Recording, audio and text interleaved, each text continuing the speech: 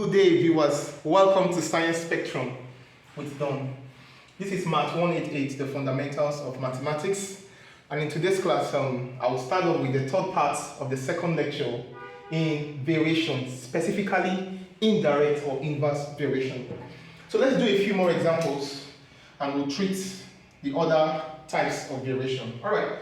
So let's say, for example, if y varies inversely as the cube roots of x, and I give you values of x and y.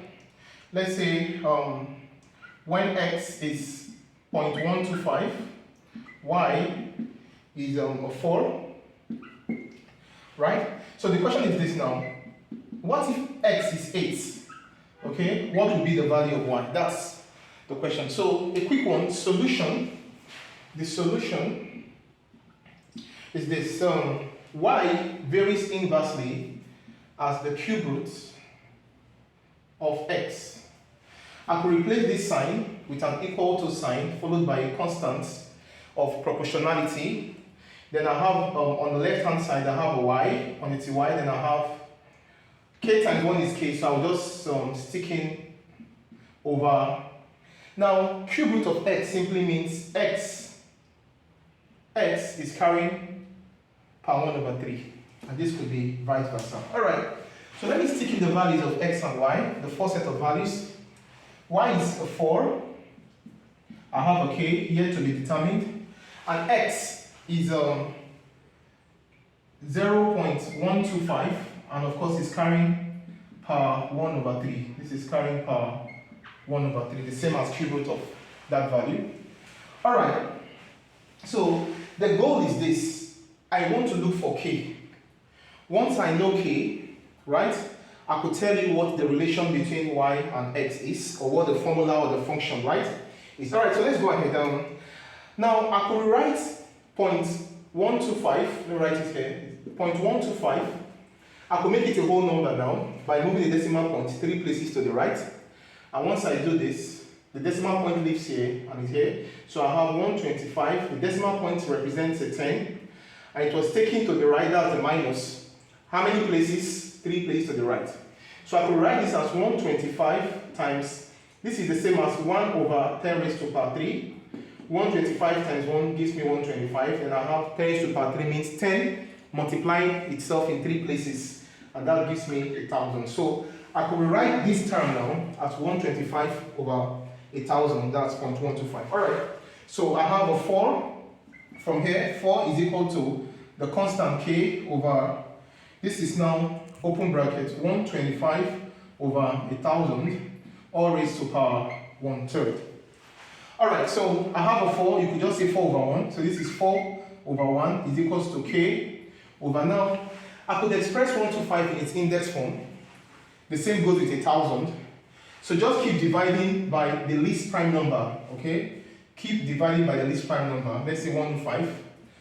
Okay, I know 2 can't go since this ends with an even number. The same goes with 3. 3 can't go because when you sum the digits, okay, you must get a multiple of 3. And 1 plus 2 plus 5, that's 8, which is not a multiple of 3. So I could test 5, yes, because it ends with a 5.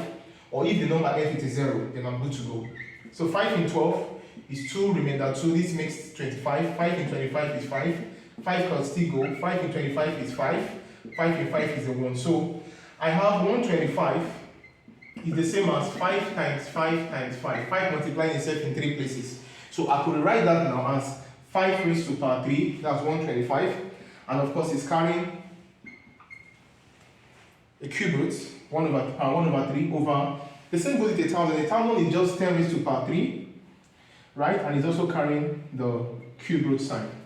Now, from the law of indices, the law of power, if a number is raised to a power and further raised to another power, the powers will multiply. So in this case, 3 will cancel out the 3. I'm left with 5 raised to power 1. That gives me a 5.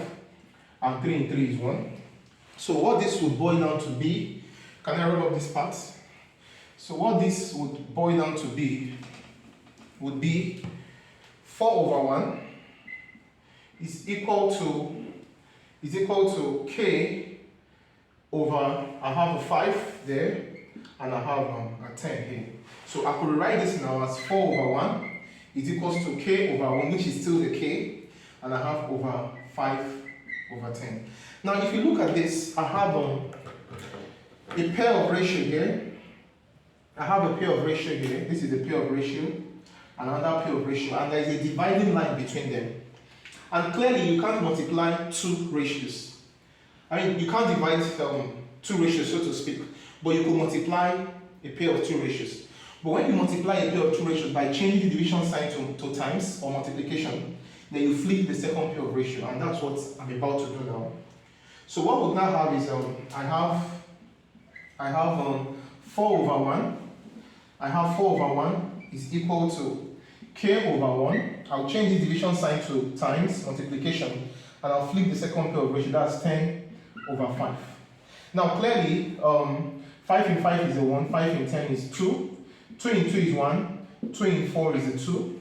So I have 2 over 1 is equals to k over 1. And clearly, k is a 2, or you could just cross multiply. K times 1 gives you a k, and 1 times 2, that's a 2. So our constant of proportionality, which stays the same, wouldn't change, right? For different values of x and y, is a 2. So I'll come back to the relation between y and x, which is given by this formula. And I will come here now, which is this relation. Can I clean up this? All right. Quickly clean this up.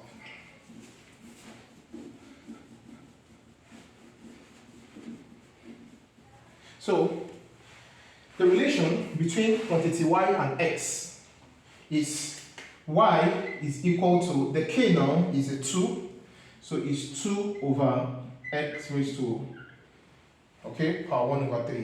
So this is the quantitative relation between quantity y or x, or you could say this is the formula or the function, right? Okay, that defines the relation between quantity y and x. All right, now, since we know k, right, you could see that I have just a y and an x. So far I know k.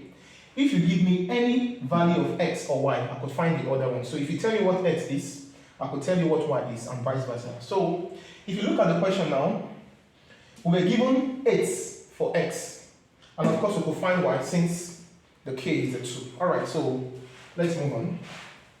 So from this function now, or formula that relates x and y, 2 over x raised to power 1 over 3, we were given x to be 8.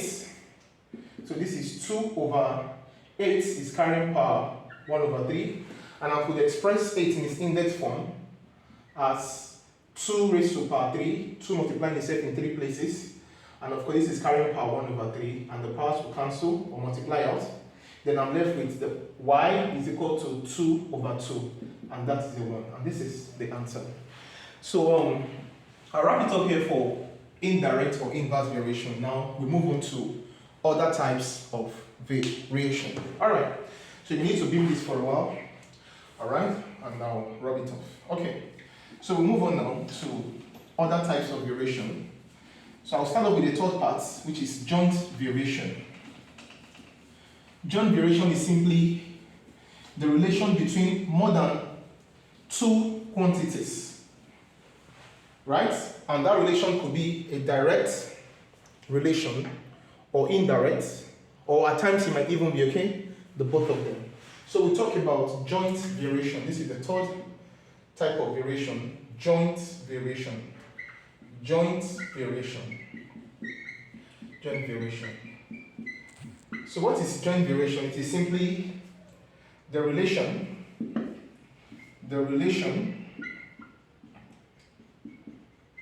between, okay, more than two quantities, such that, okay, more than two quantities, all right, more than two quantities, okay, more than two quantities, which, okay, could be either direct, okay, or indirect, right, or it could be both. So this is just a variation, right? Between three quantities, okay? It's just more than a 2.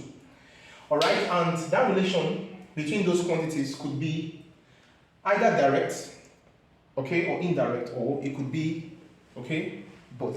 So I give an example of this. Let's take, for example, now if you're new to the channel, we want to like, share, and subscribe for more contents as they reel out pretty soon. Alright, so let's take, for instance, I have, let's say quantity Z, okay, varies directly, okay, with X. This is direct relation. And I can still tell you that this same quantity Z now varies inversely, okay, with quantity Y. Now, the combination of these two statements is what we call joint variation. So you could see for one, a direct relation, and for the other, an indirect relation, right? So I could rewrite this statement now as quantity Z varies directly, okay, with X, and inversely, okay, with quantity Y. Now, how did I really get to this point? Let's see. Now, if you look at the first term here, Z is proportional to X, right? I could replace this sign with an equals to followed by a constant K, and I have a Z on the left and I have an X on the right. Now, if you look at this second relation between Z and Y, I could replace this sign with an equals to followed by a constant K, and I have a Z on the left, and I have K times 1 is a K, so I just have over Y on the right. Now, if you look at this, you see I have the Z, my Z stays the same, right?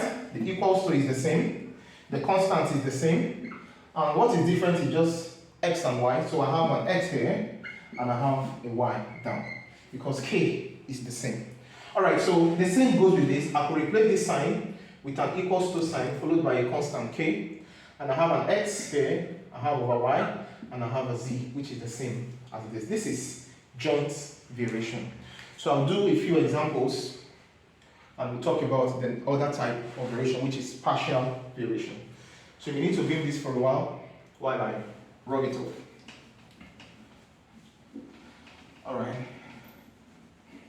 So I have an example. Let's take, for example, that quantity Z, quantity Z varies, okay, directly as the square root of X, and inversely, okay, as the cube of Y. So I give you some values. Let's say Z is 8, okay, X is a 4, and let's say Y is a half, right? Y is a half. Alright. Now, from this pair of values of the quantities X, Y, and Z, I could tell you what K is, right? So once you know K, what it means is if I give you any other two of these quantities, right? If I give you the values, you could tell me what the third one is. Alright, so let's say, for example, when X is, let's say, 9, okay, and Y is, okay, 1/4, what is Z? That's the question. So let's go ahead and solve this.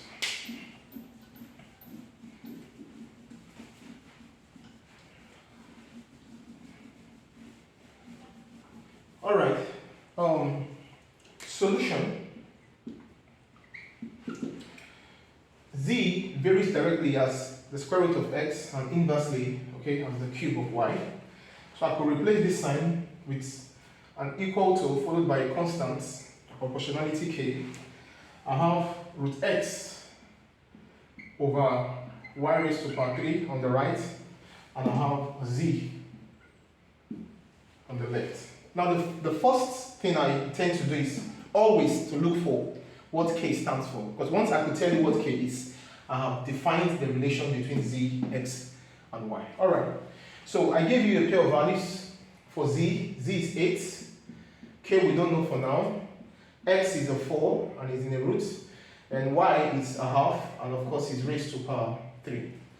So this boils down to be 8 is equals to K, square root of 4 is a 2 times 2, and everything here is carrying power 3. So 1 raised to power 3 is a 1. I have over 2 raised to power 3 is 8. And I could just say this is 8 over 1. Right? Now, I could rewrite this now as 8 over 1 is equals to k times 2 is 2k. So I could just say this is 2k over 1, which stands for this term, which is this term. Then I have a dividing line, right?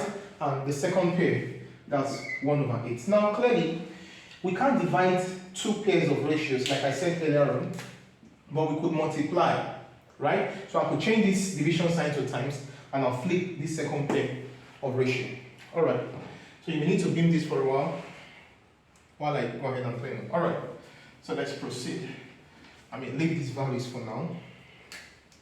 So I have 8 over 1 is equal to 2k over 1.